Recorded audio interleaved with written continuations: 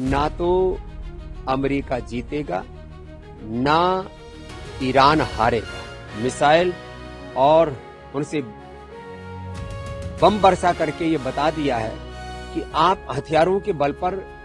किसी को कमजोर समझ के उसको डरा नहीं सकते। पाकिस्तान जो मध्यस्थता के लिए तड़फ रहा है,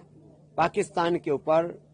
ईरान कतई विश्वास नहीं करता और उसकी हैसियत क्या है किसी भी बात की मध्यस्थता के लिए। ये अलग बात है कि ट्रंप साहब या कहो कि कुछ कुटिल लोग अमेरिका से लेकर के और इजराइल तक भी कुछ लोग होंगे जो भारत के वर्चस्व, भारत की मध्यस्थता को लेकर के शायद उनके मन में एक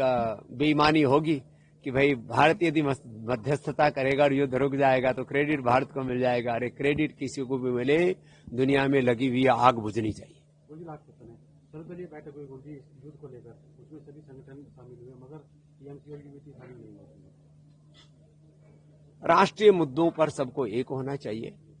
और खास करके जब बात देश की विदेश नीति की हो, कूटनीति की हो,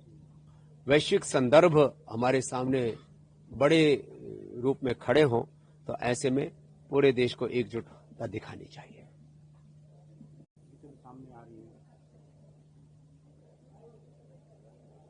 मैंने कहा था ना तो अमेरिका जीतेगा ना ईरान हारेगा और ईरान ने 1200 से लेकर के 4-5 हजार किलोमीटर दूर तक अपने बैलिस्टिक मिसाइल और उनसे बम बरसा करके ये बता दिया है कि आप हथियारों के बल पर किसी को कमजोर समझ के उसको डरा नहीं सकते। लोकतंत्र का मतलब किसी को डराना नहीं है। आज अमेरिका पूरी दुनिया की सबसे ताकतवर डेमोक्रेसी होने का दंभ भरता है तो उसको दूसरे देशों की स्वायत्तता और स्वतंत्रता का भी ख्याल रखना चाहिए और भारत को पूरी निर्भयता के साथ, पूरे अपने सांस्कृतिक विरासत के साथ, वसुधैव कुटुंबकम, सारी दुनिया एक बाजार नहीं है,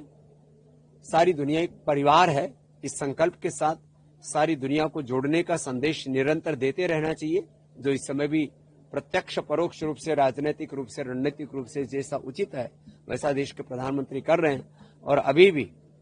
इजराइल, अमेरिका और ईरान के बीच का युद्ध यदि किसी के मध्यस्थता से खत्म हो सकता है और ये जो आग लगी पड़ी है गैस में भी, तेल में भी और पूरी दुनिया में हाहाकार मची हुई है कि गैस का संकट, ऑयल का संकट और सारी दुनिया की इकोनॉमी